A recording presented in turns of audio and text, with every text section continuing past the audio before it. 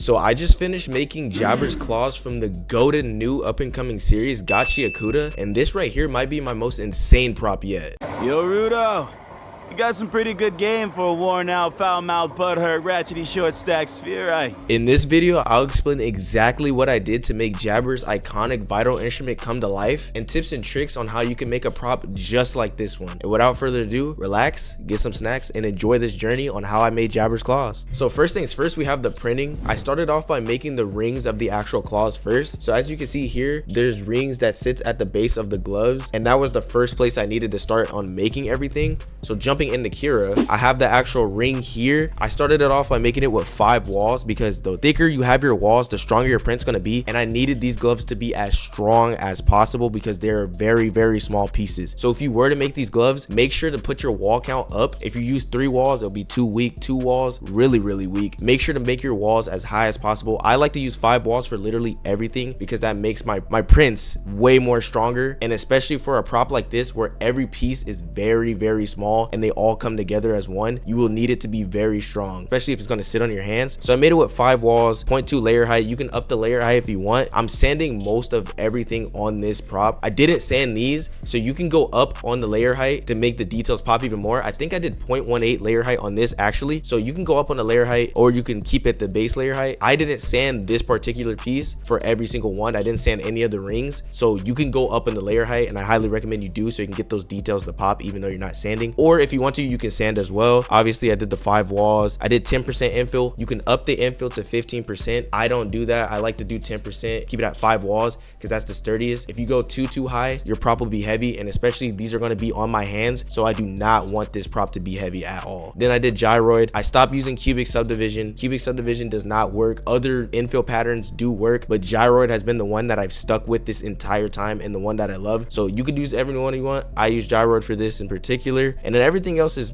dealer's choice. I like to do 80% print speed on my V3 Plus. If you watch this video right here, I talk about how the V3 Plus can handle speed well, even though it's a bed slinger. I did 80 millimeters a second. You can bump it up or down, it's dealer's choice, whatever. And that's basically it for the settings wise of it. Tree supports like usual, and this one didn't even really use that many supports, but I like to use tree supports anyway. And that's just a baseline of the settings I use for every single one of the rings. I wanted to get that out of the way first so you guys know where I'm coming from, of like, okay, how much infill did he use, how fast did he print it, like stuff like that, just to get a baseline. And that's all we really need here. But other than that, it was printed standing up just like this. I printed it standing up, going nothing too crazy at all. The way that the modeler put the file in, it was tilted a weird way. I had to reorient it. It wasn't that hard to do. This was back when I was using Cura. That's why I'm in Cura right now. I moved over to Orca Slicer, and the next props that you will see will be in Orca Slicer, but right now I use Cura for this and it came out beautiful. I'll always remember you, Cura. I always will. I printed it standing up. The way it was oriented when I threw it into the software was weird. All you have to do is reorient it and print it standing up, and it was nothing crazy at all. I think this took about 30 minutes because of all the infill and the walls, but it doesn't take that long to do. I had to size it quite a few times, like as you guys can see here in this box that I'll show you guys in a second. It's literally all the times that I messed up. It was reminding me of my Prowler cosplay. Oh my gosh, printing anything with fingers and hands are so difficult because you have to get it perfectly, and all your fingers are obviously different, and especially with this piece being 3 different types of things on the actual glove, everything has to synchronize together and come together as one, and it was very difficult. I think printing this was easily the hardest part because I had to make everything fit to my finger. If it didn't fit, I had to restart, and I think I printed everything like 50 times. Thank God they're very small, so it doesn't take a lot of filament at all, but I had to print this multiple different times. For the thumb, this was basically it. This was a baseline for every single finger, so I'm not going to cover the ring finger, I'm not going to cover every other finger because they were all the same. All I did was this exact method. I did it the exact same way. The only thing that was different was all the mess ups that I had, but other than that, this is a baseline for all 5 of the fingers, or all 9 of the other fingers, because I have 2 gloves, and that's going to be it right there. If you guys can see the rings, this was the easy part of the glove. Honestly, it was very easy to get everything done. The only thing that was difficult was sizing it to my actual hand and using it multiple different times and sizing it to the glove itself. But this part in and of itself was the easy part, and now we're going to move on. So moving on from that, we have the the actual connector pieces. So on this glove you guys are about to see, each of these pieces have on top of the rings there's a connector. So as you guys see here, it's all of these little pieces right there. You can see the other one right here a little bit, you see the other one right here, and then you can see the other one right there. The thumb does not have this piece, so I did not have to worry about that. But jumping into Cure once again, we have it printed just like this. Every single ring piece, every single piece besides the blade was printed the exact same way. So the ring, as I was talking about, and this piece as I'm talking about as well, they both were printed the same way, and it was printed standing up. This one had to use supports. Sometimes I would get failures of it not adhering correctly when it was going up. As you guys can see, sometimes it'll fuck up right there and it wouldn't be able to go fully up. So I had to do a little bit of workarounds like that. It only messed up like twice like that, but other than that, and I'm about to show you guys again how bad working with finger pieces are and how hard it is. Everybody that can get a finger piece done and perfectly, I tip my cap to you, because this is difficult. Moving on from that, every single time I would print out a finger piece, obviously this is way too big, I don't know what piece this was. These are all the mess ups that I have from every single finger piece.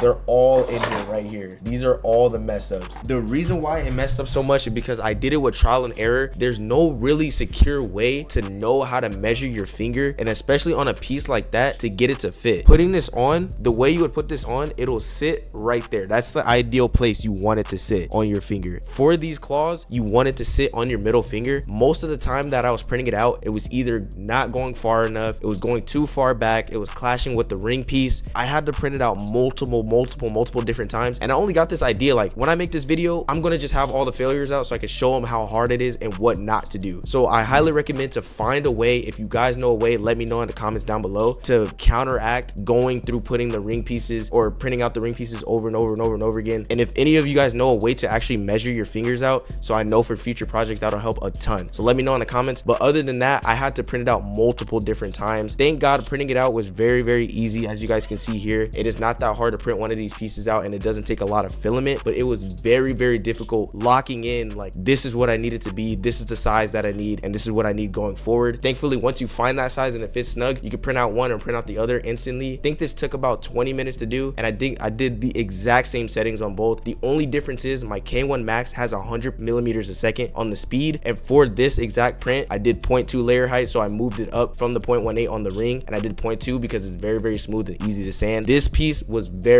hard. I think honestly this piece was the most difficult to do, like I said before, because you have to size it perfectly to your finger, and there's a lot of workarounds you need to do to get it perfectly on your finger. So last but not least, we have the full blade of the claws. So when you get this model, it comes in two different pieces. It comes with the red part, as you guys can see right here. After the red part, it comes with the chrome blade, and you have to put those together. I don't know if other modelers do that, but the model I got it from is Exhaustive Weave. I'll put him up right here. His model has it with two different sections. That is wrong. I'm gonna show you guys why that's wrong right now. I printed it out at first just like this. I printed it out with one section and the other section. The reason why it's wrong to do it this way is because most of the time when you print it out and you try to connect it together, even if you use the exact same size, it will not fit in. Now I don't know why that is, because I was having that problem with Echo's hoverboard and like the Loki staff. I was having that problem of like, I printed both the exact same and they still don't fit together even when the modeler put connectors in. I think most modelers don't usually print it out. I think they just assume that it fits in and want you to make the adjustments yourself, but it just didn't work. And every single time I tried to do it, it wouldn't connect. And my brother told me, yo, don't print it this way. Even if you can get it to look perfectly fine and look good, do not print it this way. The way you want to actually do it is merge it together, and Cura lets you do that perfectly. So like I was saying, when you buy a model and throw it into your software, usually it'll come split just like this, but my brother taught me how to put it together and keep it together so you can print it all in one piece. All I did was I moved this over here and I lined it up as best as I can. You're not going to get it 100% perfect. You can get it down to the very minute detail, and sometimes you can get it to where you like it, but try your best to get it as lined up as possible. And then I floated it up. I took away drop down model. So what drop down model does is it moves the model back down to the build plate every time you lift it up, and you obviously don't want that if you're putting it together. So all I did was line it up as much as I can. I literally just kept micro adjusting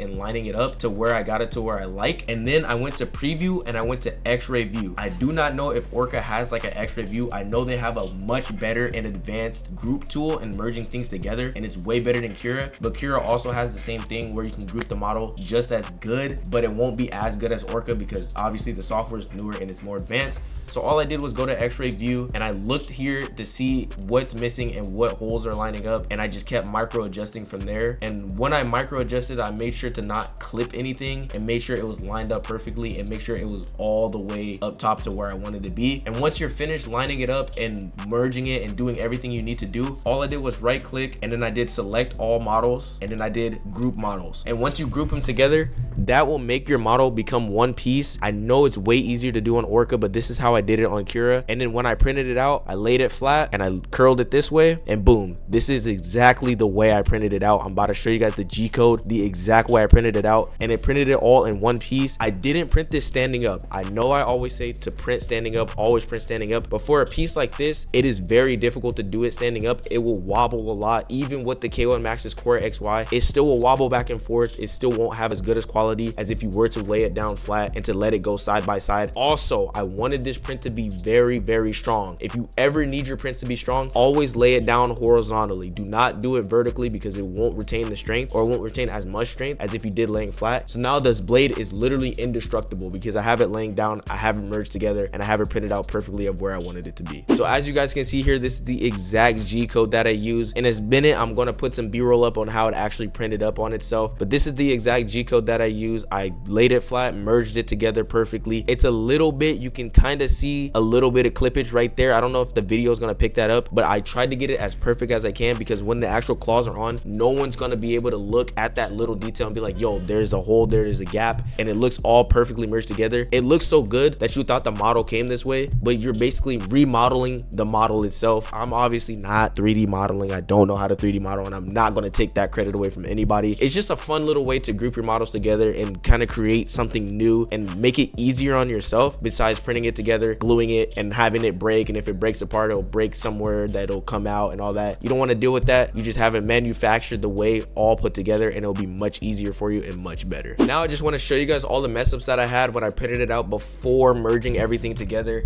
and how hard it was to get it to fit on my actual hand. I don't know what each piece is. Look how gigantic this one is. This is like comedically huge. I got a piece like that.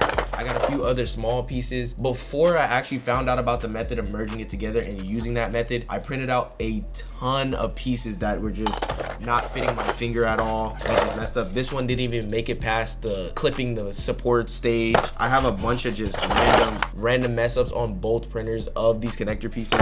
And I also have a blade that didn't fit. I tried this on my finger as well when I merged it together and it just didn't fit. And I also had a couple layer shifts going on with that as well. So I just have many mess ups on the fingers. I cannot stress it enough on how much that it is difficult to print fingers. So make sure you are prepared to have some time to go into sizing it and make sure it fits perfectly, because you cannot get this done in like a day or 2 days. You're going to need a longer time to do it and a longer time to get everything done. Now, since the blades are a more complex piece, I wanted just to show you guys the different ways that I printed it out and the different types of like disparities against the sizes of how I printed it out. Thankfully, when I printed all these out, I didn't have that many mess ups on sizing and on getting everything together. I actually got kind of lucky when printing this out. So this is the index finger right here. Nothing too crazy. It's just a smaller version of the thumb. I won't cover this for too long. I'll just briefly brush over how everything was printed and how everything went. And if I do have B-roll of every single one, I'll obviously throw it up on the screen. Nothing crazy here. It just went up on itself. It went up flat. Like I said, I didn't want to print it standing up. I wanted it to be strong, 1 and 2. It'll wobble if I printed it standing up. So do not print blades, swords, anything like that standing up, because the quality will drop immensely as well as the strength. But nothing too crazy here. Just went straight up on itself and it just merged together. Moving on to the middle finger, it was printed the exact same way laying down. You can see it's obviously bigger than the pointer finger. I do not know why the thumb piece is the biggest piece. The way it was modeled was when I threw it into the software and I sized it to my thumb, that was the biggest piece for some reason, so I just ran with it. It was whatever. This is the middle finger. It's obviously bigger than the pointer finger, and it was nothing crazy like this. It was printed the exact same way and how the exact same thing was going. This was my ring finger. this was probably one of the easiest fingers to do besides the pinky. The pinky was the easiest, but the ring finger had the same thing. It's very smaller than the middle. It's about the same size on the glove as the index finger, so they're like hand in hand. They were printed the same way, and that was basically it for this. It just printed straight up on itself, and I did the exact same method for every finger, and once one finger was done, I just printed it for the other side, and that was it. And last but not least, we have the pinky. This was the easiest finger to do just because it was very small, and I already had the method down like 3 fingers ago, so I didn't really have to do anything. When I printed this out, it fit my pinky perfectly. Even on the glove now, I don't need any elastic straps or anything put together to have the pinky stay on my finger. Every single part of the pinky pieces, the ring, the connector, and the actual blade, it all fit perfectly together. So this was easily the easiest piece to do, and obviously I printed it the exact same way. It just goes up on itself and nothing too crazy there. Now you guys can see why I didn't want to cover every other piece. The only reason why I'm covering the blades is because it's obviously different, and there's like disparities. It's bigger and smaller. Like you guys are not going to really care about if I did the connector pieces and the ring pieces as much, because they're all the exact same thing. It's just was sizing with them, so I use the exact same method. For these, at least you guys can see the disparities between them and how I actually printed them out in each way. Now moving on from that, we have sanding. If you guys been following me for a long time, you guys know that I always like to start off with 80 grit sandpaper, but I always buy sandpaper and it always has a 60 grit below that.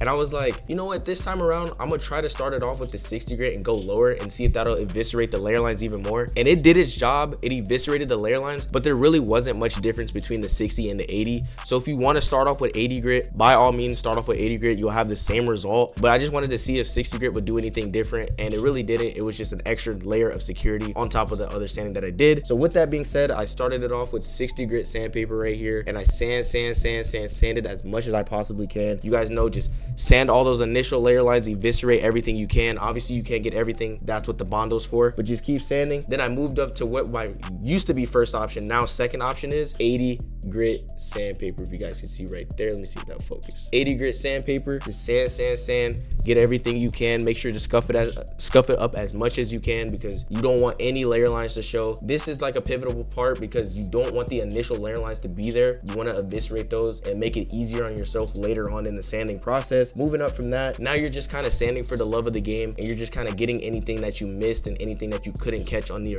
initial first two coats of sanding. Right here we have the 120 grit. Boom, right there. Like I said, just sand, get anything you missed, get anything you needed to catch up on that you didn't get in the initial 2 layers of sanding. And moving on from that, we have the 150 grit right here. This is the exact same thing. You're kind of just sanding for the love of the game at this point. Just sand, get anything that you can, and make sure that you can level the print as much as possible and level it down from all the initial other sanding that you did. Keep scuffing it up, keep going. It's going to be a long process. Personally, I hate sanding so much. I do not like sanding as much as I like painting and printing. Sanding is the most tedious, and you're just sitting there going, but you got to get it done to make sure your print looks smooth. That's what you want. You don't want layer lines. You want to make it look like you actually made this from metal itself. And then from there, you have my personal go. If you've been following me for a long time, you know what I'm about to say. 240 grit sandpaper right there. It was upside down. Boom, right there. You get the 240 grit and you just smooth sanding right there. The 240 is mainly used to smooth it down and sand it. Like I said, you're going to want to do a lot of sanding for me, because on these claws, as I said before, I printed it laying on its back right here. So obviously you're not going to be able to see that anymore, because the Bondo, that is what the Bondo's for. It takes care of it as well. I sanded this part smooth. It was a lot of scarring on these back parts. I don't know if this will focus. Let me see if I can get it. I can't get that to focus, but this back part right here that you could barely see because the chrome is shiny and looking good, but this back part right here had a lot of scarring. You're obviously not going to be able to get the full scarring off with the dry sanding. That is exactly what the Bondo's for. The Bondo's for to fill those in and to go over those and act like a new layer of filament. So don't even worry if you get the scarring and it's still there after the dry sanding phase, because what you're going to do next is what's going to make it smooth and make it better for in the long run. So after you're done sanding, you can choose to wash it, or you can immediately throw the Bondo on since you're sanding it down anyway. But I like to wash it because I like to just have it clean transition for the next step. And that next step is getting some Bondo glazing and spot putty right here. Boom, get yourself some Bondo glazing and spot putty. I don't have a fresh bottle because I'm working on many different models at once and throwing Bondo on everything and getting everything ready. But get you some Bondo and lay it on. Make sure you use gloves. Like I said, I like to have the method of getting an old piece of foam, laying the Bondo onto the foam and spreading it like that, or you can just spread it on with your finger. And make sure you do a bunch of Bondo. You want to fill those layer lines as much as you can on top of the dry sanding you did. You do not want any layer lines to show, and you want to put more Bondo on the spots that have scarring rather than the normal spots that are smooth. So like spots on the back, spots that printed onto the build plate itself, spots that have supports on them. You want to make sure you put heavy Bondo on those so it can just cover all those lines and all those scarring and make it more smooth. And you want to put as much Bondo as you can. The Bondo dries very quick, so you don't have to worry about that. So if you're in a rush and you need to get back out and sanding ASAP, just give the Bondo like an hour or two to dry, make it set and let it sit down and cure on itself, and then you can go right back out and sand it back down. You can use the foam method, you can use your finger, or you can use the paintbrush method that I did talk about in my Echo video. I didn't use the paintbrush method because I didn't want the brush strokes to be on top of the actual print. I just used the finger method and it worked, and the foam method, that also worked. So anything that you're comfortable with using and how you want to spread your Bondo on is how you can make it work, and that is the Bondo step. So once the Bondo is dry and you're ready to go back out and sand, you're going to need my GOAT once again, the 240 grit sandpaper. You're going to need to sand. Now this is where the 240 grit sandpaper really shines, because it's smooth enough to get the Bondo really level and really down and really into those layer lines that you couldn't get with the dry sanding. So what you want to do is sand. Do not sand the parts that are scarred too much, because you will remove all the Bondo and you will need to put more Bondo on again. I had to do that a few times, and I think that's a default. I'm gonna have to do that multiple times throughout the rest of my projects. But do not sand too much. Sand just enough to level it out and level it down and get it very smooth. You want to rub your finger across, and you do not want to fill any layer lines. You just want to fill a smooth object, and that's as much sanding as you need to do. Sand as much as you need. Like I said, I had to go back and put more Bondo on. When you do sand a lot, you will sand most of the Bondo off, and you will need to re-put it. Not all the time, but I just wanted to do that again to feel safe, and I had to do that for some of the fingers. So what you want to do is go back in, put more Bondo on if you need to. Do not rush it. Do not just be like, I'm not putting more Bondo on, I'm going straight to the next step. Just go back, put more Bondo on, be like, okay, I can re-put Bondo in this spot. You do not need to put Bondo everywhere. You just need to put spots that you over sanded or that didn't cover as much. And sometimes you will need to re-put it on those scarry spots, because when you sand it down, the scarring will start to lift up and show again. Throw Bondo on it again, let it dry, have another layer of Bondo, sand that back down, and it'll be very smooth. And trust me, I never did this method in the past of putting more Bondo on after I sanded. It made so much of a difference putting the Bondo on again and again to make sure it was very smooth, that then once I really sanded it back down, the layer lines were eviscerated, the scarring were eviscerated, there was nothing showing, and I was happy of what I got. So after you're done sanding and you're happy with what you did, you want to bring your prop right back inside, because this time you need to wash it, because you're entering the priming stage, and you don't want to have any type of dust when you spray on that primer, because it will show and you will need to restart the entire thing and sand it back down. So the primer I like to use is this right here, the Rust-Oleum Filler Primer. I love this. I will never stop using this. Duplicolor also has a primer. I never tried that primer. I know Frankly Built loves that, and I know a lot of different creators that are prop makers, they love using the Duplicolor one.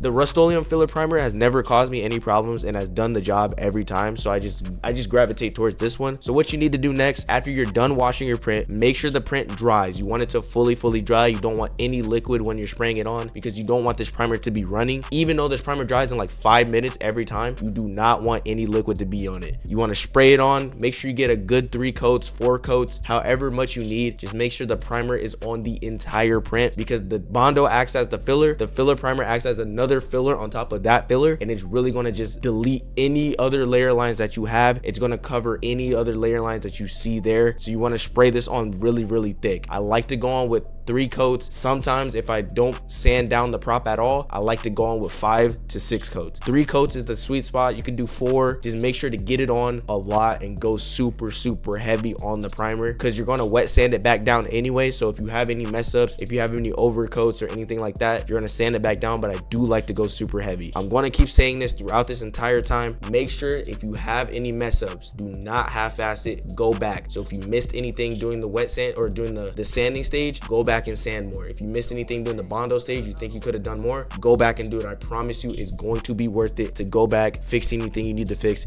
and then move on with the next steps. Once you put the primer fully on there and it's fully dry, you're gonna start wet sanding. 400 grit sandpaper right there. Let me see. Boom, right there. Get yourself 400 grit sandpaper and wet sand it all back down. Now, this primer dries very quickly. This primer also cures very quickly. You want the primer to cure for at least 18 to 24 hours. Sometimes you could push that back to even 2 days of letting it cure, because it's just like a paint. It needs to cure, it needs to get on the prop, and it needs to stick. So once you have that down, you want to wet sand. Make sure your primer is very cure. Make sure to go over it, wet sand a little bit. If it starts smearing and clogging, you need to let it cure a little bit longer. If you start smearing everywhere, like everything like that, you need to let it cure for a little bit longer. But if you're sanding and it's smooth and not a lot of the primer's coming off, it's just smoothing it down, then you're in the right spot. So once you get the wet sanding with 400 grit, get some water, put a water in a bowl. I had to, when it was raining outside, I'm gonna put it up on the screen on how bad Ontario weather is and how bad I had to rush everything and get it done. I did not rush these claws at all, but I had to do a lot of work inside the house, so the house smelled like Home Depot.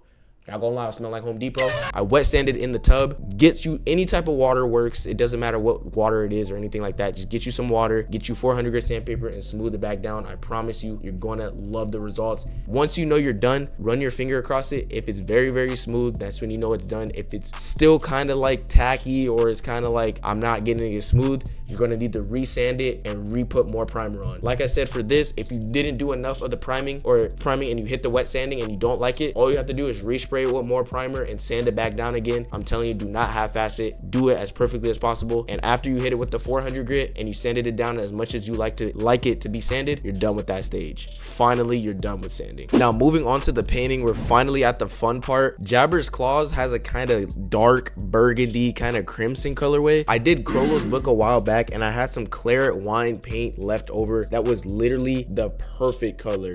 Boom, right there. This was literally the perfect color to use. I had it left over a long time ago, and I said I'm never using this paint again, but I'll keep it, and I'm glad I did. It made these claws with the red come out beautifully. I'll throw up a reference pic on the screen and how closely accurate that this colorway was when I actually used it. So all I did was spray it with 3 coats. I used no base coat for this. I didn't need a base coat. The satin just laid on perfectly, and I didn't need to do anything else but just coat it on. Make sure to do heavy coats and let it dry and let it cure. Working with the satin is a lot better because the satin cures really good with 3D print and 3D print projects, and it just coats on very well. Rust-Oleum's cans are always good and always normal, just like Bare Rust-Oleum. Any spray paint you usually use, but Rust-Oleum is the main one that I love using, and that is what I did for the red. Now we're into the hard part. I had to mask off every part of the red once it was dry and cured. I got Frog Tape masking tape. You get this right here. This is probably the best masking tape brand there is. Right there, this is probably the best masking tape brand there is. There's probably another good one that I haven't researched, but Frog Tape masking tape is the one that I go to every single time, and it does the job. It does not peel my paint. It keeps my paint planted on there, and it makes sure everything is covered. I hit it with a white gloss base coat. Now, if you guys been following me for a while, this is nostalgia right here. I told you guys for Prowler, when I did my Prowler claws, this is the base coat that I used. I hit it first with a white gloss base coat. Shout out to my brother once again for finding out that the white gloss base coat and the chrome overcoat is the way to go when you're painting chrome and metallic. He since moved on to graphite powder. I also want to try out graphite powder, but for this, I wanted these claws to shine. When the sun hits you, I wanted to blind you. I wanted to shine so much, so I went back to my roots and I used a white gloss base coat, paint fresh primer. I didn't use paint fresh primer on Prowler, but for this right here, paint plus primer did the job perfectly. This paint right here did everything it needed to do, and it did it perfectly. And now it's time for the GOAT himself to come back.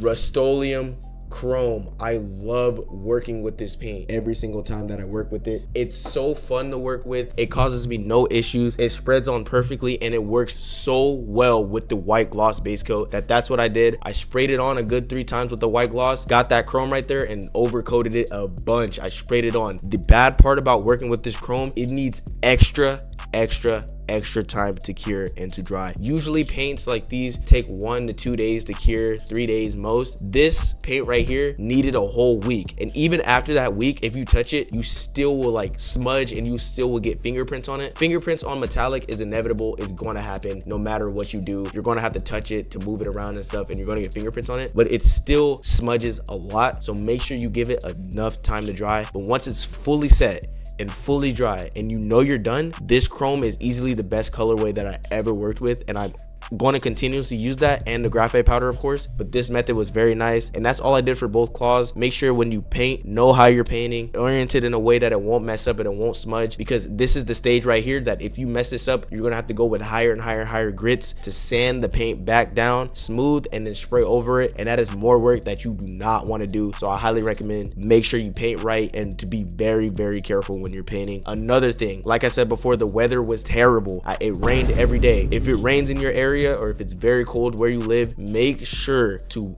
have the paint be as warm as possible. It hit 40 degrees where I'm at, so I had to bring these paints inside, because if you're painting with cold spray paint, it will crack a bunch on the prop, and also it won't stick as well. You do not want any of that. You don't want cracking, you don't want non-sticking, you don't want any of that. So make sure you bring your cans back inside the room temperature, let them heat up a little bit, then bring them out and paint just like that. And make sure to be careful, and you guys will have so much fun painting in this colorway, I promise you. And last but not least, we got the assembly of the entire claws and putting the claws onto the actual glove. Shout out to my mom. My brother wasn't here to help me assemble it as always, but this was his idea. I was like, how am I going to get these claws to be attached to my hand and to work? And he's like, all you have to do, attach it to the gloves, use elastic, and put it all together. And I'm like, that is such a smart idea. And then my mom was like, yo, I'll help you put it all together because your brother's obviously not here. So shout out to Ma Dukes. Love my mom. Shout out to her because she helped me literally put it all together. It was on my hand, and she's literally having more fun than I am, throwing it all on, gluing it together, and literally cooking up. So I can't thank her enough. Shout out to my mom. This is how we did it. So first, we got this yarn that my brother, like this elastic thing that my brother left behind, and he's like, yo, you could just use this to use the elastic to put it all together. So we got this. You could probably get this on Amazon. If I find the link, I'll throw it up on the screen and leave it in the description. This is the elastic that we use to put it together. It's like skinny elastic. It stretches perfectly fine, and it allows my fingers to be in the glove and flex around. And once we did that, you know what we used. Loctite super glue. I'm going to say it over and over until you guys get mad at me for it. This is the best super glue ever. It's better than Gorilla Glue. It's better than all the other glues. Loctite, if you're hearing this, I'm going to continue to ask y'all for a sponsorship. I'm right here and I love y'all, and I won't stop using it. The Loctite super glue burns into whatever you're doing, whether that be fabric, 3D print, foam. It literally burns inside it to adhere it to whatever it's adhering to. So all we did was put these elastic straps on. You can see right here, you put these elastic straps on. So now this is all done with elastic and glued on. This is not moving, and you see how it's flexing around and it has some play with it. You can literally pull it so much. You can yank these. My friend was yanking it off my hand at our photo shoot we had, and it would not come off with the Loctite. It is on there permanently. So this is what we did. We put the Loctite on, and we made sure to cut these little elastic straps right here. If you guys can see it, let me see if it'll focus right there. These elastic is glued on, and it's literally flexing to my finger. So when my hand's actually in it, I'm gonna give y'all a demonstration in a second. When my hand's actually in it though, I can flex, I can move it around, I can do everything because the elastic is allowing my joints to move. Shout out to my brother with that engineering, because I never would have thought of that. And shout out to my mom for helping me put it together. And now I'm about to give y'all a demonstration on everything and explain it a little bit more. So now I actually have it on. I know this is what y'all been waiting for the entire video. Like, put it on already, bro. We want to see it. It's on right here. It's fully on my hand. I can move my entire hand around. I can flex in and out. I can do everything. I can point. Literally, it hangs on my hand. So literally, it's just the way we put this together is easily the best prop. It reminds me so much of Prowler, and that's why I had so much nostalgia making it, because I loved making the Prowler gauntlet so much. So when I was making this, I was having so much fun. The only thing I didn't have fun with was sizing it to my actual hand, but once we got to the actual putting it together and doing all this was so fun, especially doing it with my mom, of course. Again, I can't thank my mom enough. I don't know if she's ever going to see this video, but if she does, thank you so much for helping me put this together, and it looks awesome, dude. these are Jabber's claws right here, and that was basically it. Once this was done and dusted, we got to the other hand and did the exact same thing, and this is the result we came up with. I don't want to hear no Edward Scissorhands in the comments. I don't want to hear no Freddy Krueger. I got it all already. This is Jabber, and like I said, I don't know why the thumb is so big. That's the modeler, he put the thumb to be huge, but everything else is great, and I think it honestly looks amazing. And this is easily one of my favorite props that I've ever made, just because it's like, it's Jabber, bro. Jabber is a cool ass dude. His claws are sick. I think all the vital instruments in Gachiakuta are sick, but this was so fun to do, and it was so fun to make. So after all that, my final thoughts of everything that happened and everything that I went through, I 10 out of 10 would definitely do it again. The only thing that screwed me over is I would have had this prop done earlier and I would have had a video out for you guys, but the only thing that messed it up was the weather. 4 days straight of rain. I couldn't paint, I couldn't sand, I literally had to look for windows, so I literally had to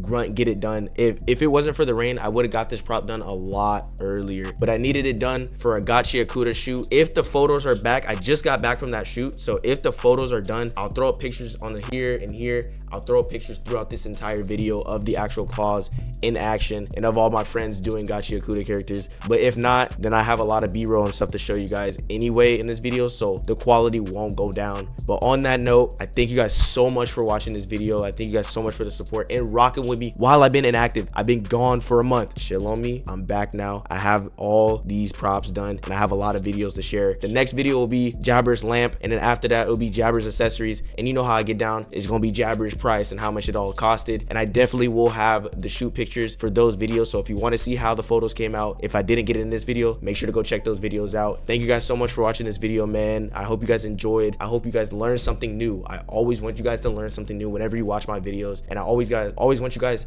to try to make something and to have fun. Always have fun making it. You're making props from shows that you love and from animes, comics, anything that you love to make. Just have fun doing it, and I promise you, if you use the tips that you see in this video, you will have the most fun and it'll come out looking so good, and you'll make something that you're actually proud of. And on that note, I'm yapping so much. I'm sorry again for being gone and not being here to produce these videos for 30 days. Literally, I was gone for a month. So much stuff is going down, but I'm finally finished. Tomorrow I'm going to record the lamp video, and the day after that I'm going to record the accessories video. So once all that's done recorded and once I'm editing, these videos will drop one after another. I'm gonna feed y'all good. I promise you, I'm back. Boba Fett is still in effect. I'm still working on Boba Fett as I'm making these videos, so I have a lot going on, but I promise you I'm gonna get it all done and I'm not gonna burn out. So thank you guys so much, and I'm gonna let y'all get out of here. So on that note, hope you guys have a great rest of your day, your night, whenever y'all motherfuckers is watching this video. And as always, keep designing, making, and building, and I'm gonna see you guys in the next video.